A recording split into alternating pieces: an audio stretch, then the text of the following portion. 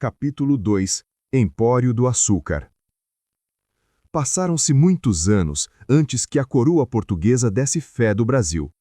Monarca e povo tinham os olhos ofuscados pelos resplendores das pedrarias do Oriente. Esse pensamento repete-se de tal modo nos historiadores filojudaicos que somos forçados a admitir o propósito, por parte dos judeus, em conservar as atenções voltadas para outro lado, a fim de poderem, à vontade, não só tirar, sem grande trabalho, à custa de bugigangas dadas ao índio, milhares e milhares de quintais de pau-brasil, produtor de tintura, ou de canafístola, produtora de mirra, como de preparar uma espécie de refúgio para a sua raça deste lado do Atlântico. Aconteceu que os judeus foram obrigados a emigrar, açoitados por uma perseguição feroz, 1506. Seu instinto mercantil adivinhara as riquezas naturais do Novo Mundo. Teriam aqui tranquilidade e segurança, o santo ofício não os inquietaria. Tanto assim que a ordem dos dominicanos, à qual estava quase sempre afeto este tribunal, nunca logrou estabelecer-se no Brasil. Em todo o nosso vastíssimo país, não existe um único convento de São Domingos. O número e a influência dos cristãos novos impediram o funcionamento da Inquisição entre nós. Houve somente visitações, e quem lê seus processos fica assombrado com a extensão do judaísmo nos marranos convertidos que viviam dentro da religião católica com o simples fito de auferir vantagens. Aliás, esse sistema vem do fundo dos séculos. Em Roma já havia os criptojudeus ou judeus ocultos. Citemos dois exemplos elucidativos dessa persistência. O cristão novo Jorge Fernandes, que veio para cá no tempo do segundo governador-geral, Dom Duarte da Costa, e faleceu em 1567, antes de morrer, pediu que lavassem e sepultassem o cadáver segundo os ritos da sinagoga. O cristão novo Afonso Mendes, vindo com um mendiçá, costumava às escondidas açoitar o crucifixo. Até freiras clausuradas judaizavam. No reino, as ordenações puniam com rigor os cristãos novos judaizantes. Num país bárbaro, em vias de colonização, as leis eram naturalmente interpretadas com maior benevolência e liberalidade, permitindo, o próprio, melhor defesa para os acusados, até mesmo a facilidade da fuga e da ocultação. Fechavam-se os olhos para muita coisa. Não admira, pois, que as famílias hebraicas tivessem emigrado para a América Portuguesa, onde, livres dos tribunais do Santo Ofício, viviam na mais absoluta tranquilidade, guardando a lei de Moisés. Vieram assim para o Brasil, nos primeiros tempos, os Guilhermes, os Castro Boticários, os Mendes, os Rabelos, os Antunes, os Valadares, os Bravos, os Nunes, os Sanches, os Diques, os Cardosos, os Coutinhos, os Monteiros, os Cifres, os Ximenes, os Pérez, os Calças, os Teixeiras, os Rodrigues, os Barros e os Siqueiras. Anos e anos deslizaram sobre muitos deles sem lhes abrandar a impenitência talmudista. Continuaram, como rezam os documentos coevos, convictos, fictos, falsos, simulados, variantes, revogantes, impenitentes, profluentes, diminutos, confluentes, negativos e pertinazes, merecendo as penas inquisitoriais. Rodolfo Garcia acha que o Caramuru, João Ramalho, Francisco de Chaves, o próprio misterioso bacharel de Cananéia, aquele castelhano que vivia no Rio Grande do Norte, entre os potiguares, com os beiços furados como os deles, e tantos outros desconhecidos, seriam, quem sabe, desse número de judeus, colonizadores espontâneos das terras de Santa Cruz. Com efeito, os navios que, enviados pela coroa portuguesa, aportavam as nossas plagas 2 vezes ao ano, traziam somente judeus e degredados, com os quais se formou o primeiro núcleo de população. Isto confirma a suposição de Rodolfo Garcia, da qual só discordamos quanto a Caramuru. A religiosidade de Paraguaçu, sua mulher, como demonstra o espírito profundamente católico do marido, o que não se dá com os cristãos novos.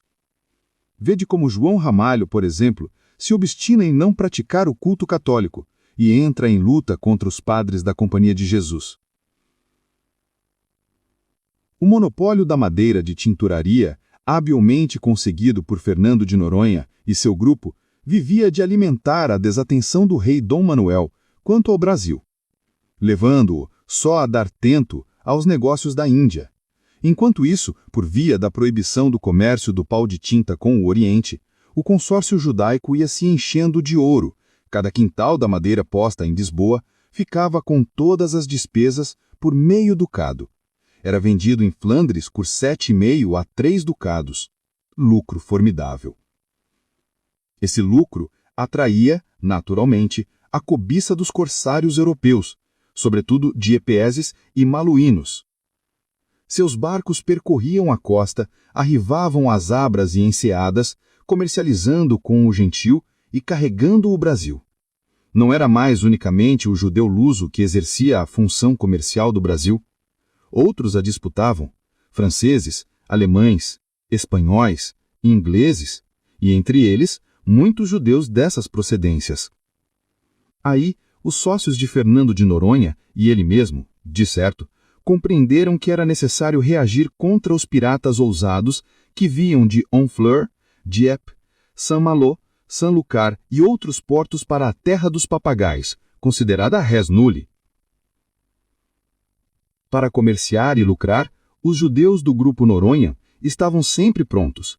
Mas, para trocar tiros mortíferos de bombarda e arcabuz de navio a navio no balanço das ondas, ou saltar de espada em punho nas abordagens furiosas a bordo do barco inimigo, eles absolutamente não estavam feitos. Povo eleito para tudo, menos para a luta armada. O judeu seguiu o preceito do Talmude, que diz: na guerra, só o último a partir é o primeiro a voltar. Todavia, como deter os piratas que prejudicavam o futuro negócio da tinturaria? Era preciso apelar ao rei afortunado, que não seguia o judaísmo, mas se deixava influenciar pelos conselheiros hebreus, entre os quais o sábio Gaspar da Cama. Ele, sem pôr da coisa, ia servir para defender os inocentes cristãos novos que ganhavam o mínimo de 2 ducados em cada quintal de pau-brasil. Era chegada a hora de entrar em cena o cristão velho para derramar seu sangue, batendo-se contra os piratas que estavam prejudicando grandemente os lucros opimos do Carral. Eis porque, logo, o soberano voltou sua atenção para o Brasil. Os judeus a desviaram quando assim era preciso, agora a solicitavam. Não podendo recusar trabalhadores, os capitães mores estenderam às pessoas de origem hebraica os favores concedidos às demais. Fundados nos privilégios excepcionais que lhes davam doações e forais, trouxeram às capitanias famílias israelitas, tendo um dos donatários contratado com os judeus laboriosos a montagem de engenhos em Pernambuco. Quando os capitães mores chegaram às suas terras, aí encontraram, exercendo grande influência junto ao gentil, vários cristãos novos, vindos durante os primeiros 30 anos em que o governo português as deixara em quase completo abandono. Qualquer perseguição contra eles não apagaria o ódio dos índios, o que tornaria dificultosa, senão impossível, toda a tentativa de estabelecimento. Para a colonização das capitanias, seu auxílio era, portanto, precioso e necessário. O exemplo de João Ramalho é, desse ponto de vista, o mais concludente possível. Bastaria, para demonstrá-lo, o ódio que sempre nutriu contra os jesuítas, sustentando contra eles uma luta incessante, o que naquela época de fanatismo e submissão ao clero causava estranheza. O mesmo autor dessas linhas, que é judeu, acrescenta: mas o que confirma incontestavelmente a origem judaica de João Ramalho lança origem a inúmeras controvérsias. Grande número de historiadores negava-lhe todo o valor, achando que se tratava de um traço sem sentido. Outros afirmavam o contrário, sem apresentar, porém, argumentos convincentes. No princípio deste século, foi publicado um trabalho em que o CAF de João Ramalho era apresentado como um signo esotérico, cabalístico, o que, apesar de não se prender bem ao caso, vinha indicar que João Ramalho era um estudioso da cabala, como a maioria dos judeus daquela época. Hoje, porém, Com os recentes estudos do Sr. Ben Israel, podemos afirmar que a questão se acha plenamente esclarecida. E pela afirmativa, trata-se de um CAF verdadeiro, CAF sem sentido cabalístico. E esse CAF demonstra que João Ramalho era judeu, do mais puro sangue. O Sr. Ben Israel demonstra que todo judeu pertencente à estirpe dos Kohanim, plural de Cohen, descendentes de Arão, sacerdotes hereditários do povo judeu, acrescentam ainda hoje à sua assinatura duas letras hebraicas, um CAF e um Tzedek, iniciais das duas palavras, Cohen Tzedek, isto é, Cohen puro. Dessas duas letras formou-se até um nome, Katz, que é hoje o sobrenome de muitas famílias israelitas. O Cohen que por qualquer motivo infringe a religião não pode ser considerado puro, não tem direito a usar o Tzedek. Deve, portanto, limitar-se a assinar com o CAF, simplesmente. Ora, João Ramalho, que tinha casado com uma gentia, a filha de Tibiriçá, infringindo as regras da proibição, que racismo, e tinha deixado de ser um Cohen puro, Cohen Tzedek, tornando-se um Cohen simples, que só tinha direito a assinar com o CAF. O Sr. Israel demonstra, pois, cabalmente, que João Ramalho era judeu, tão consciente de seu judaísmo que, apesar de isolado num mundo distante, não deixa de cumprir, na medida do possível, os preceitos de sua religião. Com isso, fica afirmado que o movimento inicial para a formação da grande metrópole que é a São Paulo de hoje foi um movimento promovido por um judeu. Ele não foi, porém, o único. Tangidos pela Inquisição, que então era rigorosa em Portugal, inúmeras famílias judaicas, ou cristãos novos, como então se chamavam, vieram estabelecer-se na Pauliceia. São de origem judaica os Pintos, Costas, Silvas, Pereiras, Castros, Salgados, Buenos, Mesquitas, etc. A citação é um tanto longa, mas preciosa, não pelo estilo, que é horrível, sim pelo documento que representa. Vemos por ela a infiltração judaica no sul através do Planalto Vicentino, subindo ao Planalto Piratiningano, do mesmo modo que a vimos no norte, em Pernambuco. As duas capitanias que prosperavam chamavam logo a judiaria. Mostra ainda essa página judaica seu racismo até em relação ao gentil, a persistência dos ritos e dos estudos cabalísticos, o ódio ao missionário jesuíta catequizador do indígena que o judeu queria tão somente escravizar para explorar-lhe o trabalho. A América Meridional era um ótimo refúgio para os judeus convictos e para os disfarçados. Vinham aos milhares. Lendo a obra de Argel Guimarães, verifica-se o perigo social que representavam infiltrados no próprio cerne do catolicismo. No ano de 1581, a Inquisição queimou em Má 2 padres portugueses idos do Brasil, porque os dois praticavam o judaísmo, Frei Álvaro Rodrigues e Frei Antônio Osório da Fonseca. Nos primeiros séculos de nossa história, houve um grande comércio de ouro e prata da terra com o Peru. Os homens que se ocupavam desse tráfico e contrabando de metais preciosos, na maior parte, eram até denominados peruleiros. Muitos peruleiros judeus ou judaizantes foram pilhados pela rigorosa Inquisição espanhola em Lima e levados à fogueira. Entre outros, Baltazar Rodrigues de Lucena e Duarte Nunes em 1600, Gregório Dias, Diogo Lopes de Vargas e Duarte Henriques em 1505, Manuel Batista Pires em 1539. Não se vá pensar que o judeu entrou com entusiasmo na indústria do açúcar que nascia. Do mesmo modo que veio na sombra dos descobridores examinar a terra e ver o que havia nela de mais facilmente aproveitável, o pau-brasil, esperou que o negócio do açúcar fosse desbravado por outros até chegar num bom ponto. Eis como se explica a falência dos primeiros edificadores de engenhos. Perdido o capital inicial, o judeu adquiria os engenhos abandonados e, como neles não invertera as somas que os cristãos haviam perdido, seus lucros teriam de ser muito grandes. Assim agiria mais tarde com o ouro.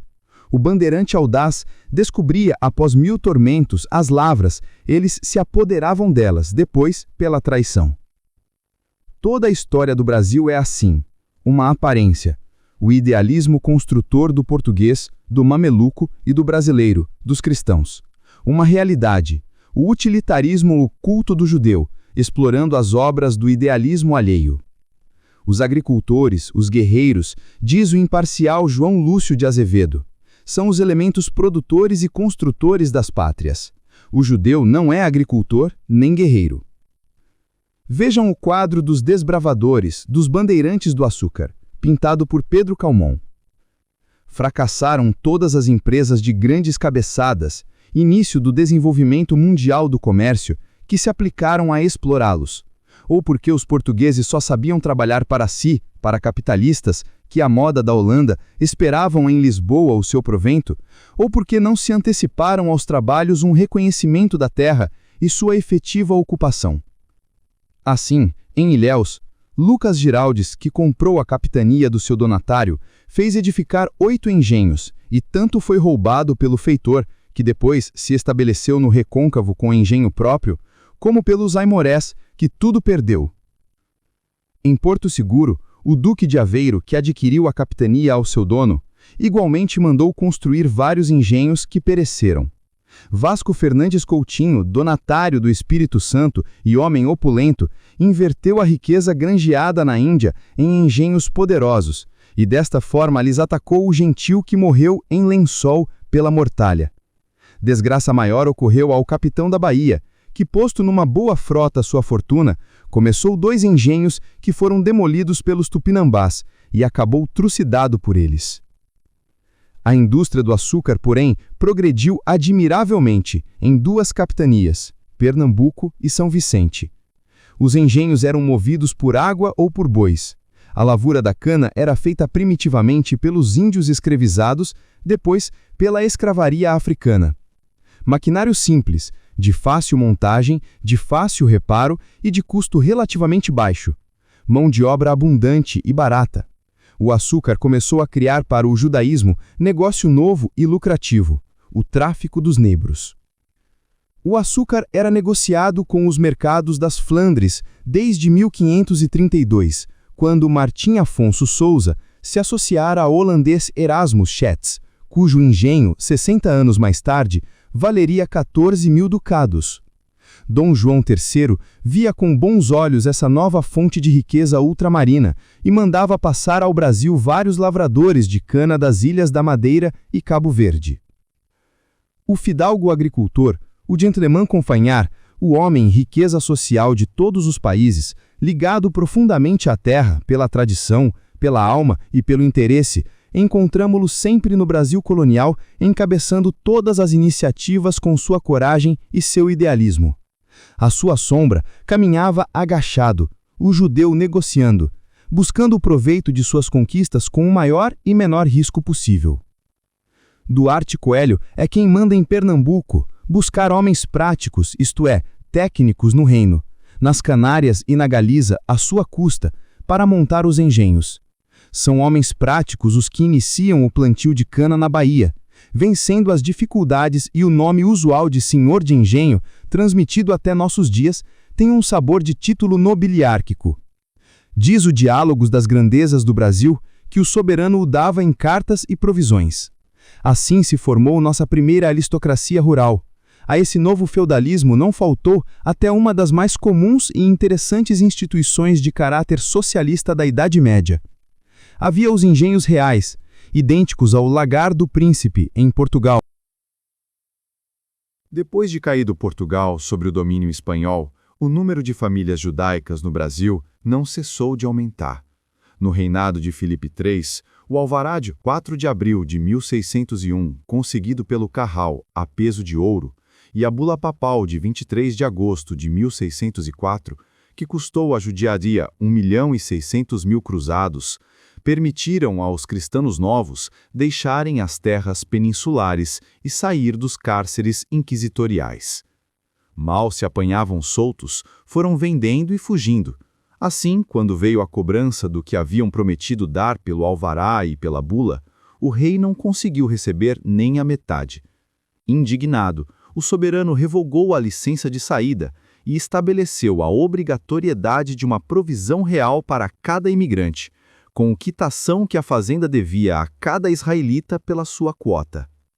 Nada disso impediu a imigração judaica para a América portuguesa e espanhola. No começo do século XVII, os judeus são quase donos do Brasil, através do comércio do açúcar que manejavam, através das profissões liberais que exercem, através da própria igreja, na qual se infiltram fingindo servi-la, através da magistratura que invadem, conseguindo vencer as eleições para os juizados, através do professorado, no qual enxameiam ensinando os moços, embora as desfavoráveis ausências que de alguns professores judeus se fazem. Usam-se sinais secretos para suas reuniões secretas. Um guarda do Varadouro de Olinda, o judeu Tomás Lopes, vulgo Maniquente, servia, por exemplo, para um desses sinais. Quando devia haver reuniões, os judeus dos Rochim do Carral, na Esnoga de Camaragibe, andava pelas ruas, com um pé descalço e um pano atado à mão do artelho. Os judeus só sabiam o que isso significava.